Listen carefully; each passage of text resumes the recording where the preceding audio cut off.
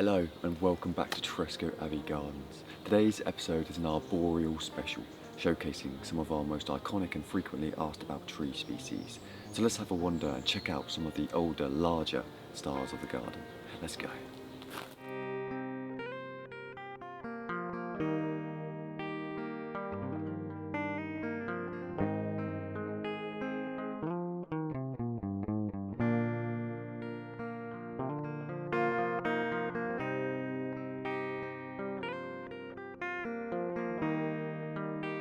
Perhaps one of the most iconic trees here at Tresco is Eucalyptus heterophylla, native to Norfolk Island, an Australian territory around 1600 kilometres northeast of Sydney. The Norfolk Island pine can grow up to 50 metres, but in its younger years creates a perfect conical form with symmetrical pentagonal branch planes that owe to these distinct and characterful silhouettes. None of these species survived the blizzard of 1987, so all are younger than 37 years old, and many interesting species from places like New Caledonia have recently been introduced to push the limits of what can survive here.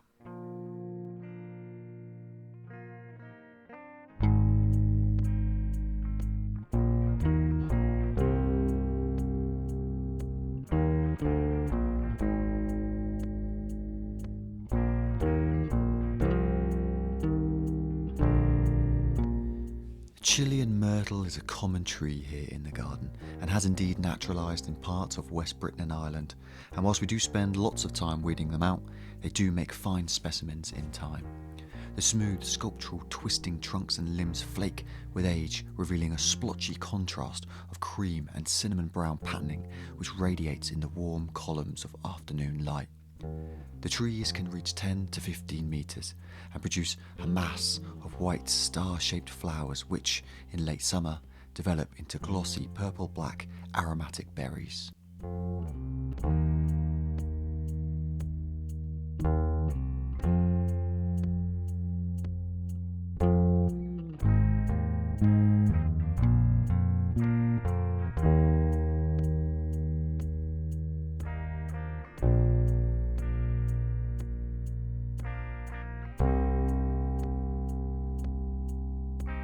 The Monterey cypresses, native to California, are the true grandparents of the garden and are a remnant of the shelter belt planting from the early days when the garden was establishing.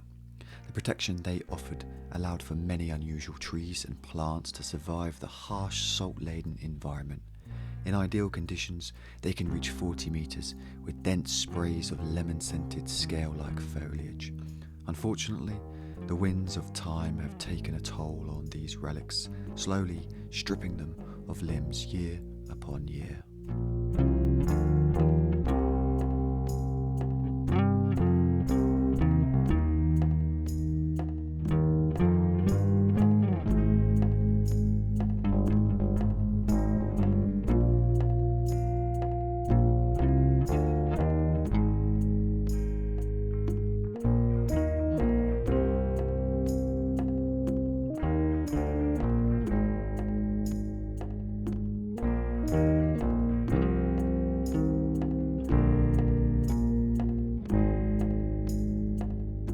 The hollyoaks are another shelter belt tree which have at some point outgrown their current living situation. Instead of removing the trees, they have been cut back to form large, informal hedges which provide perfect protection from the wind as well as offering strong framing lines along the bisecting pathways. So each winter, the garden staff strap on a climbing harness and make their way up a 35-foot ladder to shape these incredible beasts.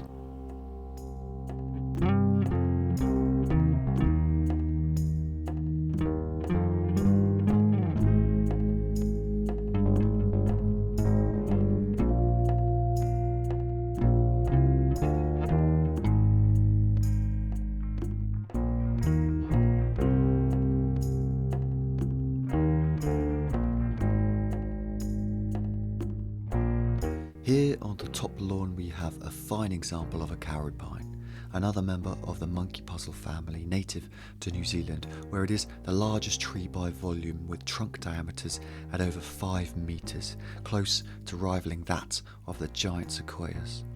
These beasts can also reach a grand age, with many exceeding 1,000 years. The largest here at Tresco is just a baby by comparison, having been planted by Queen Elizabeth, the Queen Mother, on the 10th of June 1985. Since then, many unusual Eucalyptus species have been planted, some with exceptional brown, rubbery young foliage.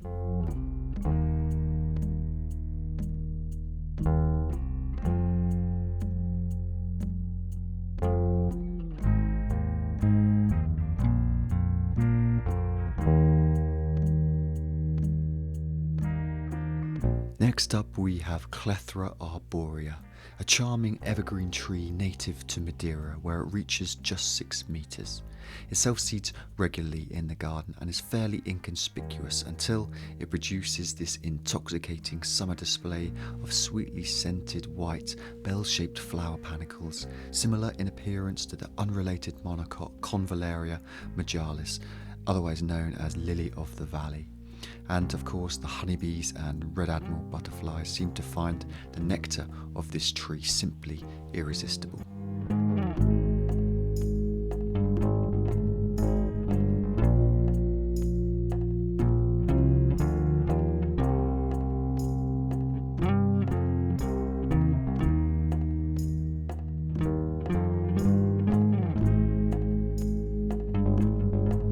The humble English elm is a rare sight these days after the devastating impact of the introduced Dutch elm disease. But here in the lower half of the garden exist a few species of elm unperturbed by the pandemic due to their natural marine barrier that has kept the fungus from reaching these islands. Mature elm trees can reach 40 metres and have a wonderful open habit and domed canopy of fluttering serrated leaves. And as deciduous trees, they offer this primarily evergreen garden some much needed autumnal colour.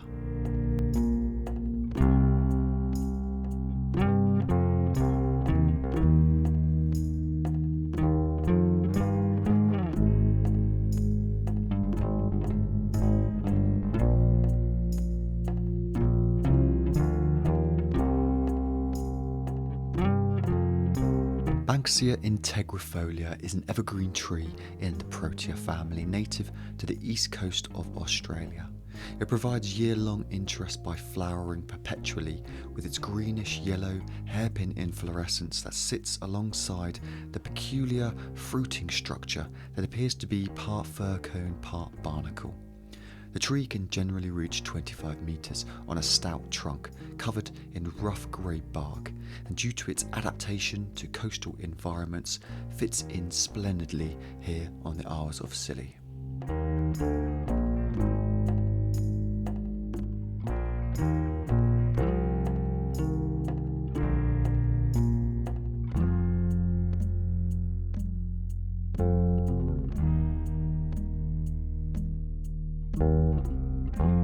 The silver tree is perhaps one of the most frequently asked about plants in the garden, and for good reason. It's such a charismatic tree with these pointed leaves blanketed in shimmering silver fur. They are not particularly long-lived plants, having adapted to parts of South Africa frequented by wildfires, and typically reach 5 to 7 metres with the odd exception. And, like all leucadendrons, are dioecious, meaning individuals have either male or female flowers.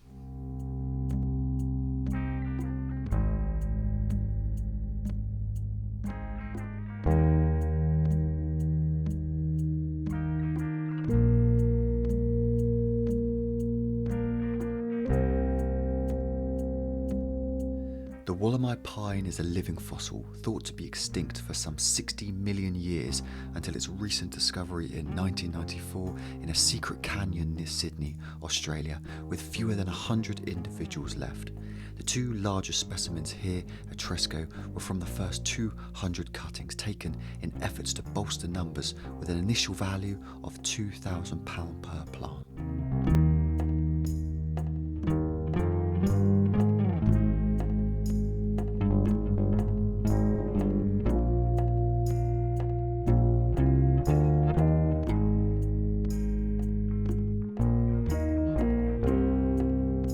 The Pohutakawa is another member of the myrtle family native to New Zealand. You will recognise them now as giant pollarded remains, a tragic result of infection from Acanthococcus scale, which led to initial defoliation and dieback, leaving the tree susceptible to storm damage. And whilst there is some regrowth, there is more hope and promise in a handful of resistant trees which are being used to rebuild stock. The Pohutakawa can reach 25 metres and sends down aerial roots which thicken up to act as buttressing trunks, allowing the tree to survive and flourish in some of the harshest conditions, producing a spectacular display of scarlet red filiform inflorescence.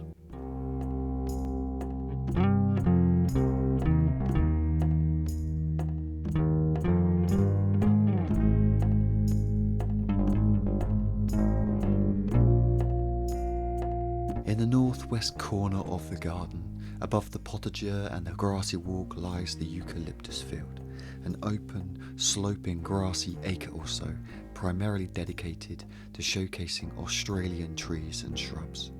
It was intensely planted up some 2 to 3 decades ago with fast-growing gum trees, and perfectly showcases how their light, airy foliage encourages the low winter sun to dance on the understory below.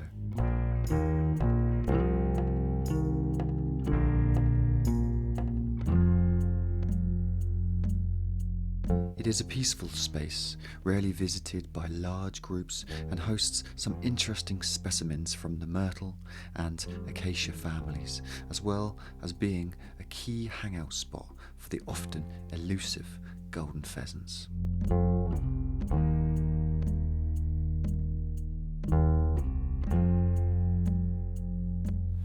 This vibrant looking plant is Acacia longifolia, or the long-leaved wattle. It's a native to southeastern Australia and in prime conditions can be a very fast growing tree, sometimes reaching 10 metres in just 7 years. Now, due to this impressive growth rate, it is considered an invasive species in many parts of the world, including Portugal, South Africa, New Zealand and even Western Australia. Traditionally, these fluorescent flowers and the green pods they turn into have been used to dye clothes. But interestingly, this acacia, and many like it, actually lack true leaves. Instead, they have modified petioles or leaf stems known as phyllodes, probably an adaptation to extremely dry climates.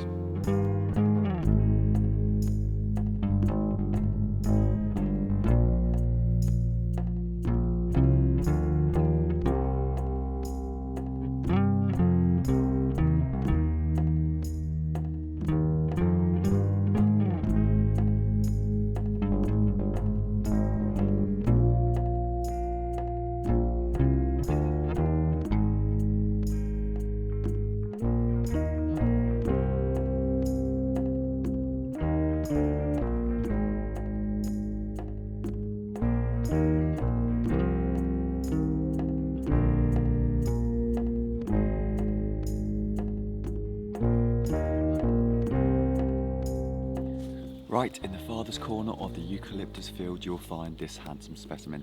This is Arbutus canariensis, aka the Canary Island strawberry tree, or Madrono canario, and it's a great all-rounder. Just look at this dark red peeling bark and the smooth trunk underneath. It's a member of the Ericaceae family and is currently adorned with those typical white bell-shaped flowers which will go on to create edible fruit which somewhat resembles shrunken satsuma.